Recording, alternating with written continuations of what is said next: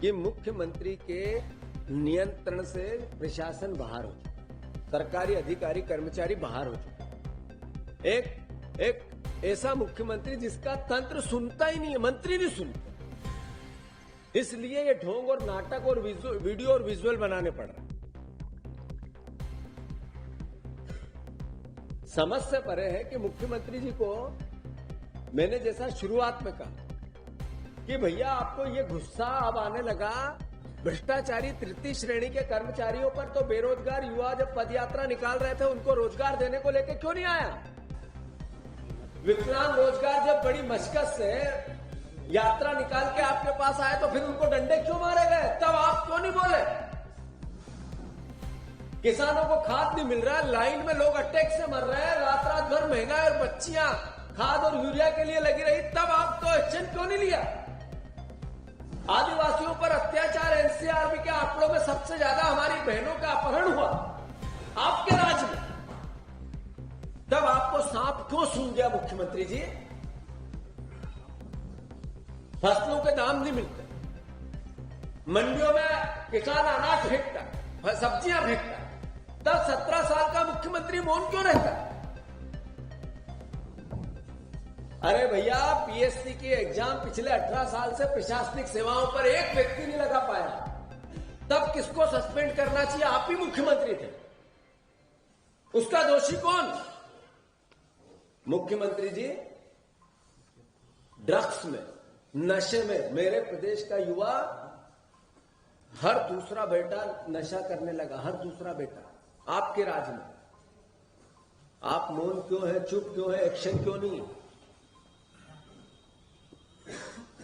सबसे ना बताएं कि भ्रष्टाचार के खिलाफ आप नायक क्यों बनना चाहते हैं?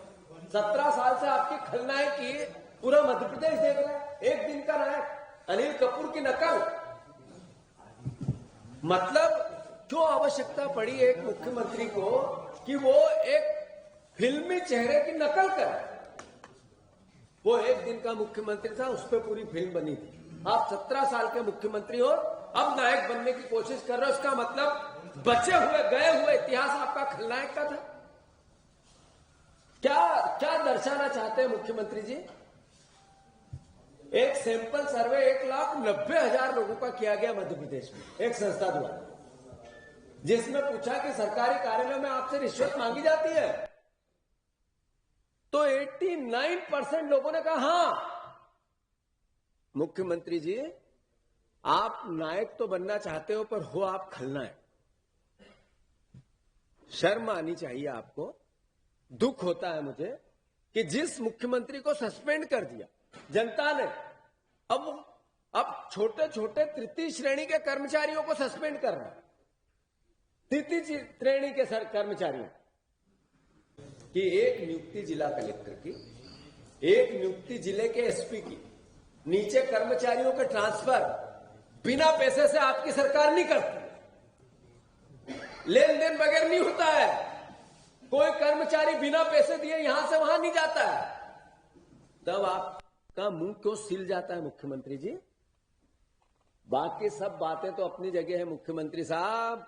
आप खुद मेरे एक प्रश्न के उत्तर में ये मैं दे रहा हूं, मुख्यमंत्री का खुद का विभाग है, उसमें मैंने पूछा कि मुख्यमंत्री जी 2015 से 21 दिसंबर लोकायुक्त ईओडब्ल्यू द्वारा भ्रष्टाचार में कितने प्रकरण दर्ज किए गए? उत्तर था जानकारी एकत्र की जा रही है। मुख्यमंत्री ने एक बार पूछा, 2 बार पूछा, 3 बार पूछा, तीनों बार जानकारी एकत्र की जा रही है। अरे भ्रष्टाचार के खिलाफ गुस्सा आने वाला मेरा मुख्यमंत्री को जानकारी नहीं है। फिर मैंने पूछा 2015 से 21 लोकायुक्त प्रकरण दर्ज, न्यायालय द्वारा दिए गए फैसले सेंसेक्स वर्षवार प्रतिवर्ष क्या तथा 31/1/2022 स्थित दोनों विभाग द्वारा कितने प्रकरण न्यायालय द्वारा प्रशासनिक अनुमति लंबित है? मैंने कहा मुख्यमंत्री और सरकार द्वारा ऐसे कितने प्रकरण हैं जो लंबित है शासन की अनुशंसा से, जिन पर मुकदमे चलने चाहिए भ्रष्टाचार के खिलाफ? जानकारी एकत्र की जा रही है।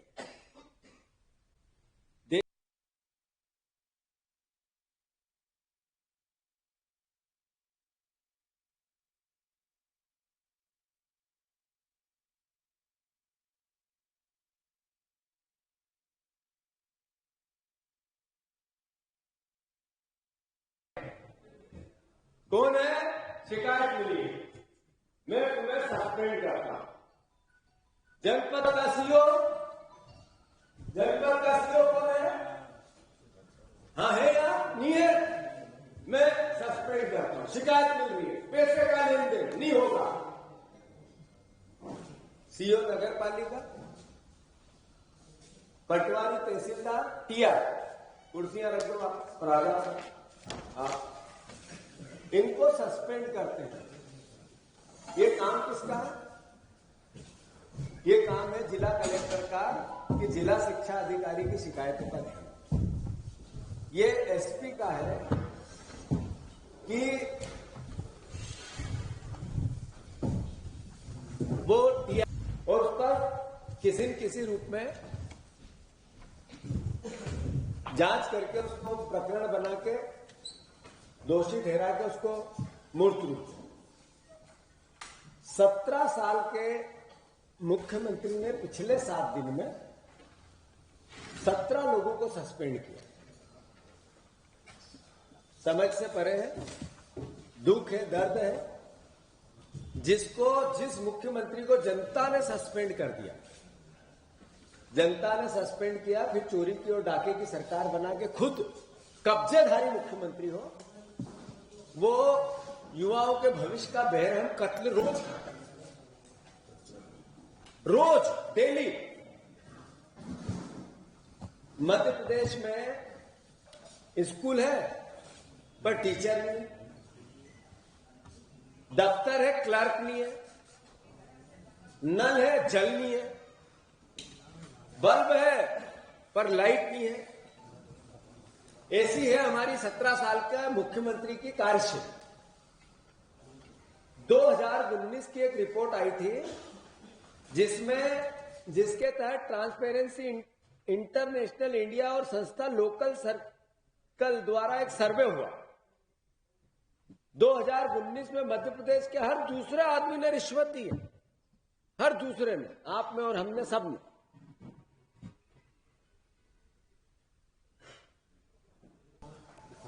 आंकड़ों के मुताबिक सबसे ज्यादा भ्रष्टाचारी अगर कोई देश में प्रदेश है तो मध्य प्रदेश है। देश की जितने भी सर्वे रिपोर्ट है सब में कहा गया। मुख्यमंत्री जी आज अगर जैसा कि अभी भैया ने बताया और भैया ने सारी जो भी समस्याएं आपके सामने अवगत करवा दिया, इसी क्रम में हम सभी जो पीएससी के एग्जाम के लिए अभ्यर्थी हैं, लगभग 30 से 35 हजार पूरे प्रदेश के अभ्यर्थी हैं। उन 30 से 35 हजार अभ्यर्थियों में से हमने सबसे कोऑर्डिनेट किया और कोऑर्डिनेट करने के बाद हम लोगों ने ये निर्णय लिया, इस एग्जाम को स्थगित कराने के लिए हम लोग सबसे पहले अपने जिला स्तर पर कलेक्टर और राज्यपाल के नाम से ज्ञापन देंगे। लगभग हर प्रदेश के हर जिले में हमने ये कार्यक्रम चलाया और ज्ञापन दिया। उसी क्रम में हमारे कुछ साथीगण जो कि दतिया में, ग्वालियर में, भोपाल में आदरणीय गृहमंत्री जी को ज्ञापन दिया और इसी क्रम में हमने स्वयं जाकर के आदरणीय मुख्यमंत्री जी को इंदौर में 8 अगस्त को एयरपोर्ट में हमने ज्ञापन दिया, जिस पर मुख्यमंत्री जी ने हमें आश्वासन दिया कि निश्चित ही हम आपकी मदद करेंगे। लेकिन वो ज्ञापन देने के बाद परिणाम क्या निकला कि 2 तारीख को एक और नोटिफिकेशन पीएससी का आता है और कहा जाता है कि आपके एग्जाम तो निश्चित डेट पर ही होंगे, लेकिन जो भी एग्जाम होंगे वो हाईकोर्ट के निर्णय के अधीन होंगे। मैं ये पूछना चाहता हूँ मामा जी से आदरणीय कि मामा जी, आप अगर ये चाहते हैं कि एग्जाम हो, हम भी चाहते हैं एग्जाम हो, एग्जाम कराई जाए, एग्जाम के ना कराने के फेवर में हम लोग बिल्कुल नहीं, लेकिन हमारे एक लाइन में जिस तरीके से आपने हमसे ये पूछा था कि आप चाहते क्या हो, तो वहां भी हमने आपको बताया था कि आदरणीय मामा जी पहले तो विभाग शुक्ली का सेक्रेटरी सचिव हूँ। मेरा पीएससी से एक ये अनुरोध था कि आप जो हमारा ये एग्जाम कंडक्ट करा रहे हैं, एक तो ये वैकेंसी 6 साल बाद आई, आपने 2016 में इंटरव्यू कराया था, उसके बाद आपने ये जगह 2019 में निकाली, उसके बाद कोरोना आ गया, उसके बाद ये वैकेंसी भरती है। दूसरी चीज इसमें क्या हुआ, उस ड्यूरेशन में कुछ लोग ओवरेज हुए। ओवरेज होने के बाद माननीय मुख्यमंत्री जी ने ये कहा कि हम उन लोगों को लेंगे, लेकिन ये विज्ञप्ति निकल चुकी थी, उन लोगों को नहीं लिया गया, वो लोग रजिस्टर किया। दूसरी गलती इस एग्जाम में फिर ये हुई कि हमारा सिलेबस जिसकी हम लोग तैयारी कर रहे थे वो एकदम चेंज किया गया। 6 सब्जेक्ट हटाकर नए 10 सब्जेक्ट जोड़े गए, लेकिन उनके लिए उन तैयारी करने के लिए उतने महीने हमको नहीं दिए गए। इसके लिए भी कुछ अभ्यर्थी रिट में गए। हमने हर जिले स्तर पर हमारी अभिभाषक संघ ने और पूरे छात्र स्टूडेंट ने राज्यपाल के नाम ज्ञापन दिया कि जो ये हो रहा है सरासर गलत हो रहा है। उसके पीछे 2 कारण थे। पहला कारण ये था कि जब उन्होंने बोला कि हम 18 दिसंबर को एग्जाम कराएंगे, तो उन्होंने नोट लगाकर ये बोला कि ये जो हम नोट लगाकर दे रहे हैं कि आपका जो एग्जाम होगा वो रिट के अंदर नहीं होगा। ऐसा 2019 में भी हुआ। 2019 का एग्जाम पीएससी ने कंडक्ट कराया। कंडक्ट कराने के बाद उसका मेंस करा लिया गया और मेंस कराने के बाद वो रिजल्ट रद्द हो गया। अब वो दोबारा अभ्यर्थी को मेंस देना पड़ रहा है। भाई तो हम भी तो यही कह रहे हैं, ऐसा पेपर आप क्यों करा रहे हो जो 2 महीने बाद जिसका अस्तित्व ही नहीं रहना है। अगर रिट याचिकाकर्ताओं के फेवर में हो गई, मान के चलिए जो पेपर हो गया, बच्चे सिलेक्ट हो गए और पेपर रद्द हो गया, तो उन पर क्या बीतेगी। तो हमारा बस यही अनुरोध है कि रिट फाइनल हो जाए, पेपर करा लेना। हम पेपर कराने से नहीं रोक रहे, हम कह रहे हैं रिट फाइनल हो जाए। हाईकोर्ट पूरी रिट को एक बार सुन ले, फाइनल हो जाए, आप पेपर करा लें। लेकिन ऐसा अन्याय बच्चों के साथ, भविष्य के साथ ना हो, हम यही चाहते हैं। और हम यहाँ पर कांग्रेस पार्टी का भी बहुत बहुत आभार करते हैं जिन्होंने हमारी आवाज उठाई। उनको निपटा लीजिए, उसके बाद आप जैसा चाहें, जिस तरीके से चाहे एग्जाम करा लें। हाईकोर्ट में मैं आपको निर्णय कोट करना चाहूंगा। हाईकोर्ट ने इस मुद्दे पर, इस वैकेंसी के संबंध में निर्णय दिया है। Any appointment made on the strength of the subsequent revised examination programme dated 30/8/2022 shall remain subject to outcome of the present petition। मतलब ये हुआ कि इसका जो आउटकम पिटीशन का आएगा, अगर याचिकाकर्ता जीत जाता है तो इस वैकेंसी का अस्तित्व कुछ भी नहीं रह जाएगा। ये एक तरीके से आयु की वैकेंसी होगी या तो इसका कोई आयु ही नहीं होगा और बच्चा मानसिक रूप से परेशान होता रहेगा। धन्यवाद।